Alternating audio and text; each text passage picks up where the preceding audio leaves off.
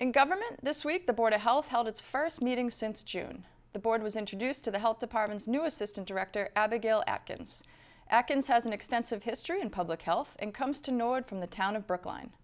The Board of Health received updates on summer activities from the Environmental Health Inspector. The Board of Health will meet again on October 24th. Monday night's Planning Board meeting began with a discussion of a master plan for the town. Selectman Bob Donnelly spoke to why a master plan is important for the town. And sort of putting forward the future vision of what we would like the town to look at from a land use perspective.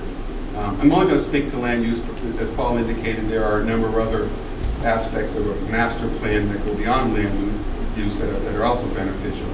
But I really like the process of engaging and collecting input from residents regarding what we desire for future use.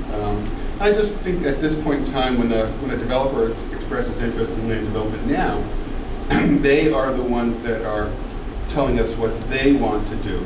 And we don't really have the input from the community to engage them in discussion of whether or not what they want to do is consistent with our vision.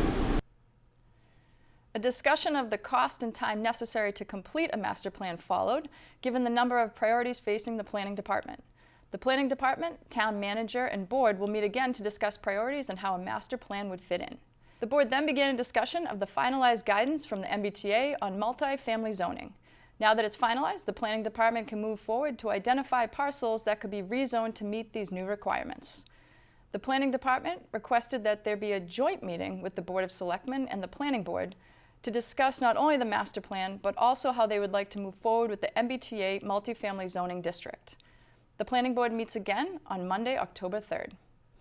At Tuesday's Board of Selectmen meeting, 2 public hearings were held with National Grid. Both public hearings were requests from National Grid to open up Broadway to East Hoyle and Guild Street to Broadway. This work will be in preparation to install new gas lines to the future Norwood Hospital. At Wednesday night's school committee meeting, the topic of traveling school committee was heavily discussed.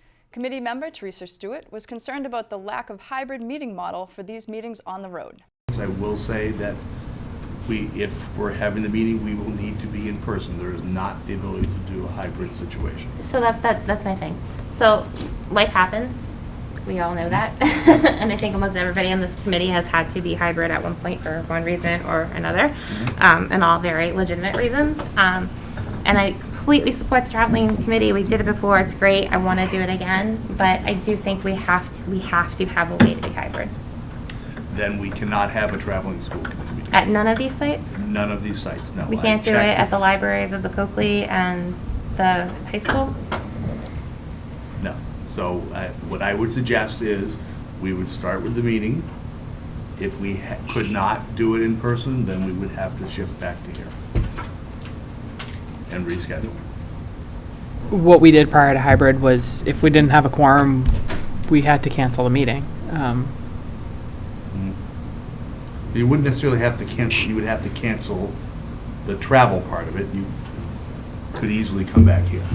Yeah, we'd also need to know in enough time because it's the meeting posting as well, right? We need 48 hours. So if it was a last minute, hi, talking to you from home, thing, I guess that we wouldn't have enough time to repost. Right. For complete government coverage, tune into the NCM Government channel or watch on demand at norwoodcommunitymedia.org.